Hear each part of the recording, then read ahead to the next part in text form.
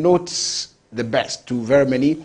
But others are like, yeah, it's Uganda, and anything in Uganda can be made. So a lot of banters, a lot of talks about the new kit that was, of course, unveiled yesterday. That means Uganda's encounter with the Bafana today will be full of today's in the new kit. So we shall be expecting that. But of course, a lot of things internationally, as of course also clubs have released their squad for the European nights. I talk about the UEFA Champions League, the UEFA Conference, and the UEFA Europa League. And that's how internationally things are. Now, with me is Susie Linda, who of course joins me in the discussion right there. Good afternoon.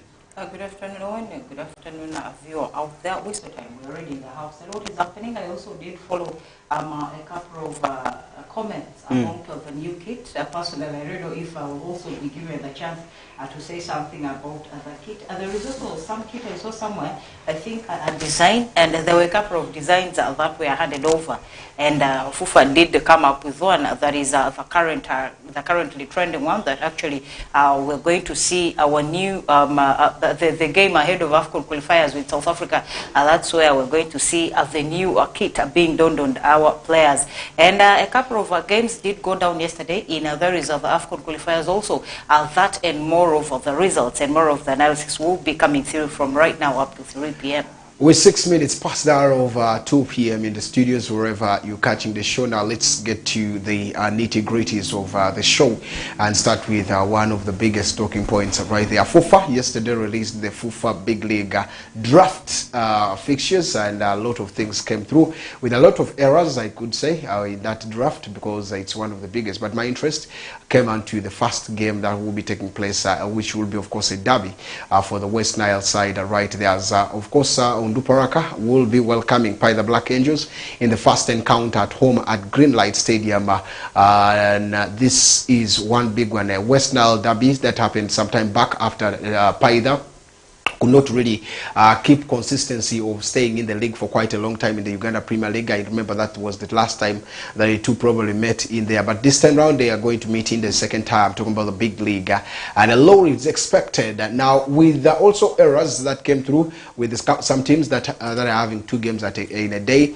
Teams like Arua Hill Sports Club, teams like Calvary Football Club, all also being included in the fixture. Now, the 2024-2025 season fixtures are out. Did you get any interest of the fixture? I did peruse through, and the fixture seems to be very interesting. But just like you said, it has a couple of mistakes here and there, a couple of fixture congestion and all that, and some dates are colliding with each other. So basically, I think just like you called it, it's a draft. But that is of course reliable to changes in there, meaning anything draft can be changed or it can be kept, but this one with a couple of mistakes here and there cannot be changed. And based on there is the first game over the season for there is Onduparaka Football Club that will be seeing a very big derby in there, a very big West Nile derby. This derby has ever been there a couple of years, but in between now, with the difference over the leagues that the two clubs have been playing, I think this time around is going to be one of the biggest derbies that a big league will ever have to see in the history of big league. Of course, the much anticipated derby will be one of the key games in the match day one of the FUFA Big League. Now, of course, with that, 6th October is the date set to kick off the FUFA Big League with, of course, interesting games. Just like I did tell you, Onduparaka welcoming Pai the Black Angels. You have teams like Blacks Power that will also be making moves in there to take on Arua Hill Sports Club. Of course, a game that will be in Lira. So Arua Hill will just cross from Gulu to Lira. It's a nearby neighbors. And then you have a Kataka Football Club taking on Busoga United at Mbale Municipal Stadium.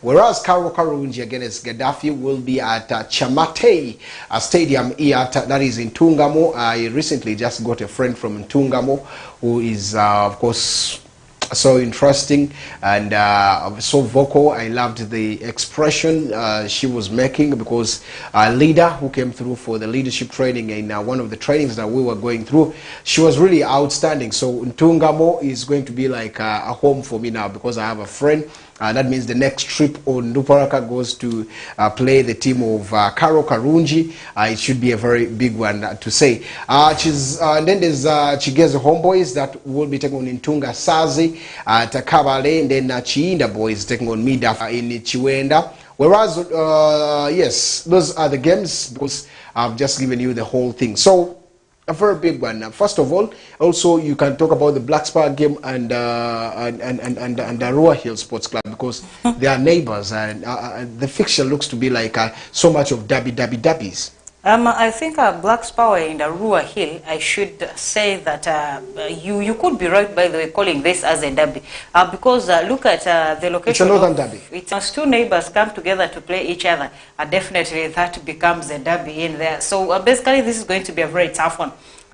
Because Black Spar and the Arua Hill, I would say it's going to be a very tight game. It's going to be a very tough one for both teams to understand the previousness of the other.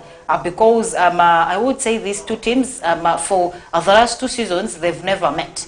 If you look at Arua Hill, by the time Black Spar was coming up, Black Spar was playing big league, and Arua Hill was already in the toppest elite league. There is UPL in there, and then now this time around, Arua Hill sees itself coming down to playing. There is a big league, and then they get to meet. There is a Black Spar. This is going to be a very tough encounter. Arua Hill has tried a couple of times to see that they play.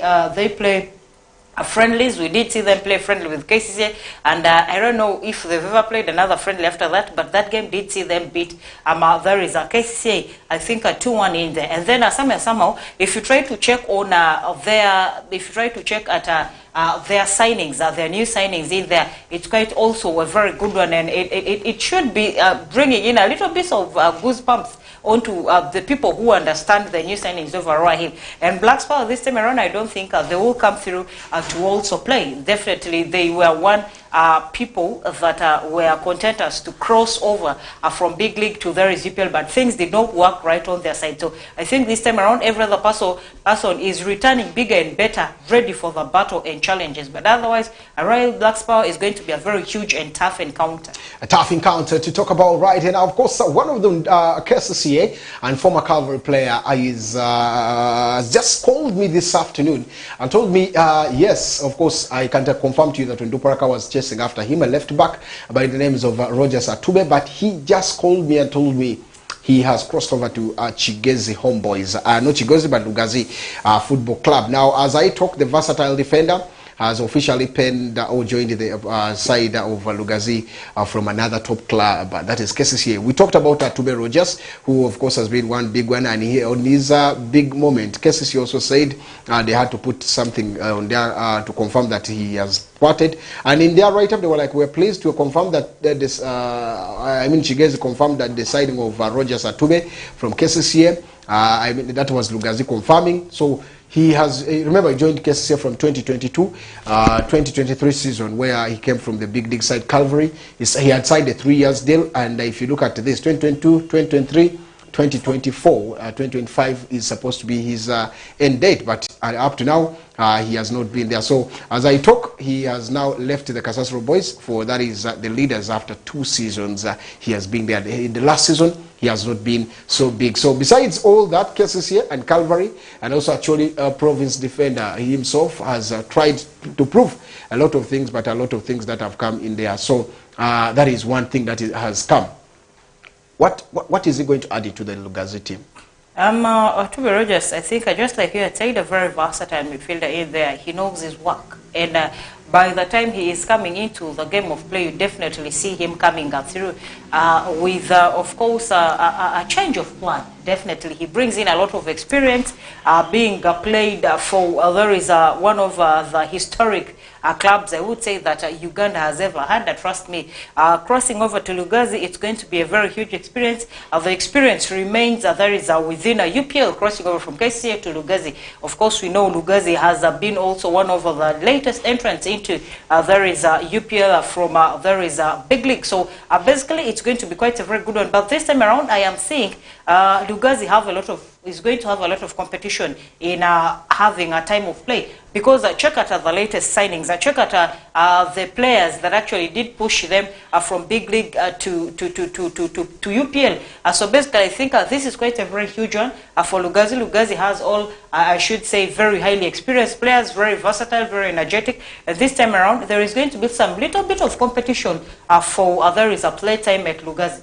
All right. Now, of course, one of the biggest thing is that he's experienced. That's the reality. But he had challenges under Abdallah Mubiru at KCCA, not because of anything, but because there are a lot of players who had surpassed him in the play, and he has been one player to talk about. Herbert Achai came, and I did see the signings. I personally talked to him because I wanted to know what exactly his move would be like for that is the country. I mean, for KCC and the Kasasuro boys.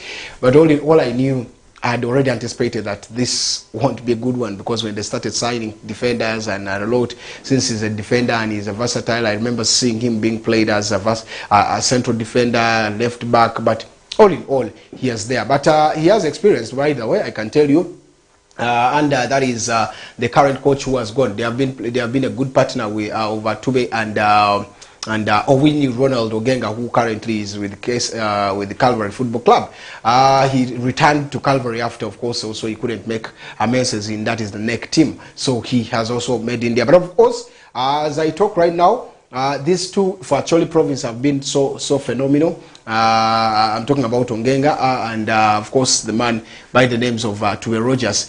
Now, leaving that there, that means him going to Lugazi will have a lot, because just like say, Lugazi has around, he's the 9th player Lugazi has signed, as if I'm to talk. Names like Roger Sadriko, names like Sharif Saka, a form of that is Roy Hill, Dennis Lubowa, names like Nelson Mandela, names like Emmanuel Oboa, names like Ian, of course, Amanya, names like Juma Mutebi, and then, of course, names like Bashir Asiku, who have all joined the team. You will be expecting a lot of things. But with the versatility of this player, Tube Rogers, who has been at Ndeje University, he has been at, that is the Football for Good, at, that is, in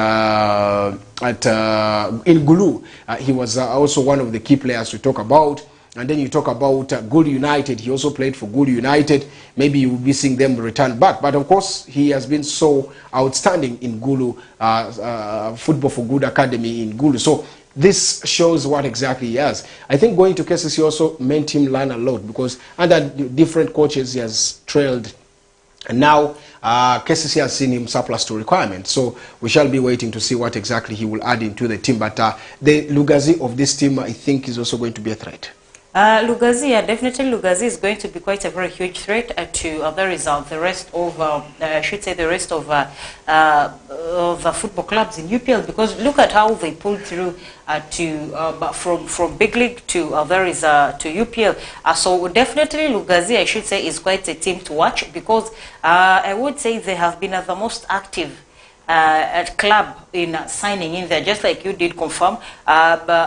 Two B's becomes their 9th player to be signed in there, meaning they have been very active in the field when the transfer windows were open, and definitely they are a team that is to be watched by the rest of the teams in UPL. And I think this time around, they're coming through with a couple of highly experienced players. They're coming through with high experiences, and they are coming there not to joke. So the rest of the teams that are within UPL have to take very, very key note of Lugazi. Now, the Member of Parliament are coming to Rua and West Nile at large. Remember, there's going to be that gathering of theirs that they're moving since the motion that has been moved, and they are still moving. So, since they are going to be here, first of all, I can confirm you as the General Secretary of the Arua media team, saying that we are going to be having a game with the media team, with the Parliament team. So, the Parliament team that is going to be captained by Engineer Moses Magogo, the FUFA president. That is one. Two, we shall be having also a game.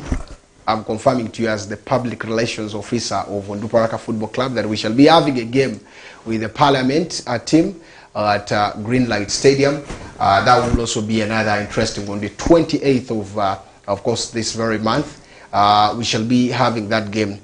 It's going to be a fundraiser, and the 11th Parliament has confirmed that they are also ready to see that we are going to, of course, they are going to be supporting, that is the club, and this is going to be a fundraiser game right there between the management.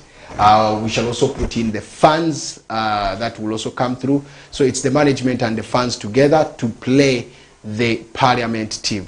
I don't think we are losing. That one is always a sure deal that we can overturn. So these are some of the good news coming right there. But all in all, games are out. How ready are these teams? That is also another question. So a lot of things, and we're expecting the Super 8 kickstart on the 12th of this month. That is also another thing. We're expecting on, I think, yes, on 12th. Then we are also expecting by around 16th the kickoff of the university leagues.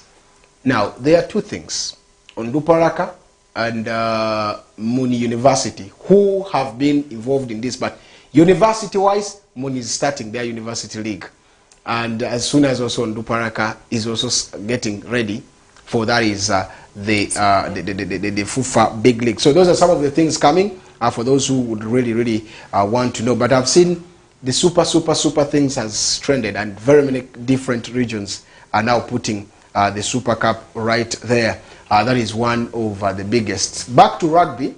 Today, of course, the Nile Leopards traveled, and I remember them also saying, they know was calling or trying to say, can't the Parliament team also play with them rugby? That is also another question he was asking. We're yet pushing for that agenda. But all in all, the Nile Leopards are doing very well. They have traveled to go and represent Uganda and West Nile at large in the Gulu Sevens, which is going to be taking place at Gulu. Are we expecting the best? Because they are just back from winning the 2024, the overall winner in the ladies team. The Nile Leopards is coming with a trophy of the overall in that is the Northern Rugby Sevens that has been taking place in or the Northern Uganda Rugby 7 that has been taking place also in Gulu. Now they are back, so they have again gone back now for the senior challenge, of course, which is the Gulu Sevens. Are we expecting a tough game for them? Are we expecting them to win? The senior challenger this time around are saying there is our own here under the stewardship of Siku Dennis crossing over to that side for the Gulu Sevens. I think this is quite a very good one. The team that has been a threat to our own from here, the soil, has been, there is the Kitgum Queens. Now, the Kitgum Queens have been removed off from the league where, of course, the Nile Leopards have been taking part in, meaning their threat has been removed, and the rest of the teams that have remained are teams that have always been a walkover for what there is the Nile Leopards in here. And of course, with that, I think they have, it has not been an easy walk for there is the Nile Leopards to see that they become, of course, the overall winner for the Northerns in there. But then it has been a walk of hard work and persistence and all that. That has definitely seen them be the overall champions in there, seeing them cross over to the next league. That is seeing them participate in there is the regional league tournament. And I think this time around, seeing them cross over to for the Gulu Sevens, trust me, it's going to be quite a very tremendous work for them. And I definitely believe they will achieve something huge, because you can't just be from being crowned as champions and then you go to the other side and allow yourselves to be beaten. No. If you see the zeal in these ladies as they play, if you see the energy in these ladies as they play, the passion they have for this game, definitely to me, I think they will go in there and achieve something, because the team that Nile Leopards has never beaten, the team that has always been a threat to them, just like I had said, has been promoted to take part in the National League. There is the Kitgum Queens. So basically, I think it's quite going to be an easy one for them this time around in there is the Gulu Sevens. A very big one. Of course, we're expecting a very good, and of course, anticipating for the best for the team. Because they have put a lot of hard work to see that they get there, and that is one of the biggest talking points that we're coming. Now, Susie, Uganda came up with a new kit and introduced it to the world for the purchase. Is it going to make money? There is always criticism over everything, by the way, even one's personal life, however private you try to keep it.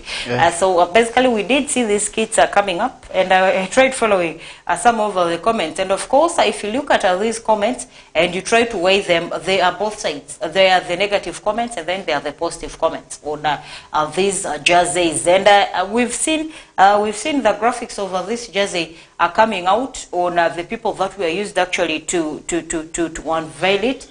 And this time around, we'll see how the jersey will look onto on our players that, of course, will be taking on South Africa in the AFCON qualifiers. For me, I first want to look at it on the players and the energy they will use for playing this game, whether they will win it or not. I'll come and give in my feedback about the jerseys after the game with there is a South Africa. Otherwise, looking at some of the comments, just like you had said on X, on the various social media handles of FIFA, the comments, trust me, are not quite good ones. Okay, okay. Comments are comments. Even if you're the best in everything, trust me, you will always be criticized. There's that person who will not be your fan, even if you are doing everything possible. You will never be the same. But I think FIFA and the team have tried their level best with the jersey that has also brought out. So Uganda's national kit is out. For those who are going to be feeling interesting, like you need this, you can get it. If you feel you don't need it, leave it. No one will force you. It's your money, it's their kit. So it's all on to you to pick whether it is going to help you or no. But yeah, I think it depends on that. For with a little creativity that I know, with the architectural designs, you could see, or that you would say, creative designing for something is based on certain things. One, what does it symbolize? It's also very key. It has to have some attachment to maybe Uganda itself. It has to show certain things. So if those features are there in Uganda, Uganda's current kit, although how ugly it is, yeah, I think that is what Uganda has made, because I can confirm to you, okay, for me, I'm not a fan of the Liverpool's new kit. It is so pale and plain. The red kit, no. Chelsea, I'm not, like, I would not even love. But I would love to get an Arsenal kit, the red one, it's nice. I would love to get a Manchester United dark blue jersey because it looks nice. Yeah, that's what I'm trying to bring, even the red one. I would love to get the current Real Madrid, maybe even Barcelona. So those are some of the things that someone will come up to. It is how it looks on your body. So I don't think, yes, we can criticize and make something, but that is what Uganda has managed to do. So we're expecting that. And that throws me back to the Bafanas today, as the national team of Uganda will be facing this team. What is your expectation? Are we seeing Uganda getting their first win for the qualifiers? This, of course, like we have been saying, it's going to be quite a very tough encounter for Uganda. If you look at the Bafanas, they have always been there. And it's very hard for them to lose, by the way. It's very hard for them to lose their game. If you look at the squad of the Bafanas, I would say 90% is Mamelodi Sundowns players. Definitely. And this time around, we all know how these people, the same people, also did participate. We did know how they participated in the AFCON that was concluded in there is Ivory Coast in there. So basically, with that energy and how far they moved, okay, for Uganda, another good news could be that. Their goalkeeper, the baddest, I should say, Ronwen Williams, will be missing this game, and he has been replaced by the second choice goalkeeper in there. There is for the Bafana. Does that sound a good news? But it could because most of the times I don't think it's errors from the goalkeepers. It should be errors from the team itself. The goalkeeper, you could have a very good defense line, and the goalkeeper has nothing to even touch the ball. What if the ball does not reach the goalkeeper? Assuming there is a penalty or there is a loose defense line somewhere, at least you can be happy and excited that if we can be able to penetrate the defense, the goalkeeper is not very tough like Ronwen. So basically, I think that is some little bit of good news to Team Uganda. And then if you look at Team Uganda, with of course the couple of players that they summoned, with a couple of players that of course that they have on board. I did see a couple of how do we call them, ex-players visiting in. There is the team in their camp, and giving them a couple of tips, a couple of I should say a couple of quotes in there, a couple of good speeches to propel them to go in for this game. And I think Team Uganda this time around is going to pull something.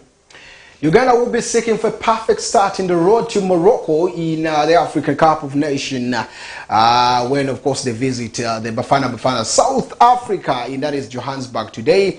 And as I talk, the Cranes will be looking forward to see that this is probably one of the highly anticipated games, or the clash that will be coming right there. This is Group K, with several battles expected to decide the battle of that is of the Titans at that is Orlando Stadium. Now, of course, a lot of things that you could be seeing, because you can say names like Capradosi, who have come in, Elio, and then yes, who are some of those key names? Elio is one name for Uganda, but of course you have Foster, for that is the team of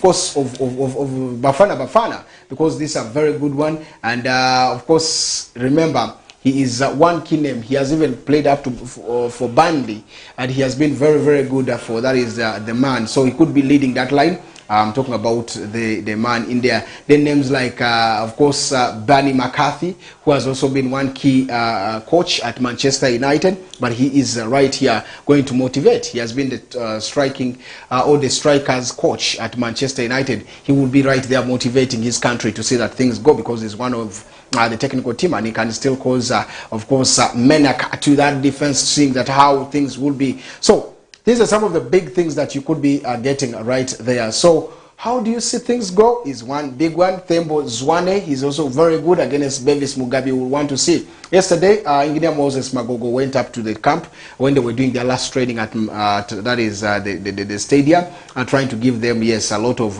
insights on how, of course, they should win and here and there, but a lot of things that we shall be seeing. So can Mohamed Shaban also steer it once again? Can Paul Put prove the rest of the people? I've seen Khalid Auch is back into the team. He has understood the team very well. You will be seeing them add something in there. Can they really prove something? Roger Smarto, highly anticipated. What can he do? What about Travis Mutiaba, who has been right through for that is the Ugandan team, always in the team? So a very big one. But all in all, yesterday we did also see still games continue with mixed results, and Uganda's opponent in Group K, I'm talking about Congo, began that is their qualifiers with another interesting campaign, and that is the 2024-5 campaign. Now, Congo beat Team South Sudan by 1-0, and that was a very bad start for South Sudan. I did talk about it yesterday, that it's going to be a tough game to decide and what exactly there will be. Bad one for the Rashids and coaches who are representing the national team of South Sudan. Quite a very terrible one, that is true. And I did, of course, doubt this very team of Sudan, South Sudan, because they were beaten by their neighbors. I could say the biggest rivals there is South Sudan. They were beaten 3. In one of the games down in Juba in there, and this time around I'm going through to play. There is Congo, I should say, who is also their neighbor, and then they are beaten. Is not quite a shocker, and this time around they have to come up to play because I think after South Africa, Uganda also has the same Sudan that was beaten by Congo yesterday to play. So Team South Sudan has quite a couple of a lot of work to do to see that they come clean from the position that they are in currently. Exactly. Now, of course, Sandera Masanga was the only person who got that winner. For that is the team of Congo Brazzaville in the 12th minute, by the way, to see that he proved everything and deserved the 3 points. And still now go on top of that is the team, because until Uganda plays today, and the team that wins today maybe would be one of the sides to be on top. But Tunisia also under a late winner over Madagascar, beating them by 1-0. And that is the Tunis thanks to that is their late goal from the veteran striker. I'm talking about Fajon Nassasi, who also got onto that is the team as Algeria also began on a very good note with a very good campaign with a 2-0 victory over Equatorial Guinea. With of course Hassan Oria and of course Amin Giori scoring, that is the goal in the second half, whereas in that is Kumasi, and then of course Felicia Milson were the names who struck that late for, that is to help Angola also stand Ghana in front of, that is the Papa Yatta Stadium in there, and Central African Republic beat Lesotho by 3-1. India's Burundi overcame Malawi in a 5-goal thriller away from, that is home, while Guinea-Bissau edged Estonia by 1-0. So those are some of the results of the games, how it went on right there. So a tough encounter today. Uganda plays at 7 p.m. 7 p.m. Team Uganda playing South Africa at 7 p.m. But it's going to be quite a very huge one. We also have Kenya hosting, there is Zimbabwe at Mandela National Stadium, Nambole. Of course, Sebastian Desabre's side, Congo, will be taking on Guinea, and then Sierra Leone hosts, there is Chad, while Liberia travels away to Togo. A couple of huge fixtures in there as well. A very big one. Kenya coming to Uganda. They don't have stadium. They are killing people. And I think we have to have peace. I thought it was only us Ugandans who didn't have a stadium. No, and I'm still, now this brings me to the question. Pamoja bid, how shall we manage? Because if Uganda, if Tanzania, we thought maybe those other people run the other side for help. Now again, they are coming this way to Mandela National Stadium. And 2027 is not far. Very now 2 near, years just at the corners. So the whole thing is, it's becoming quite very interesting and very shocking in that.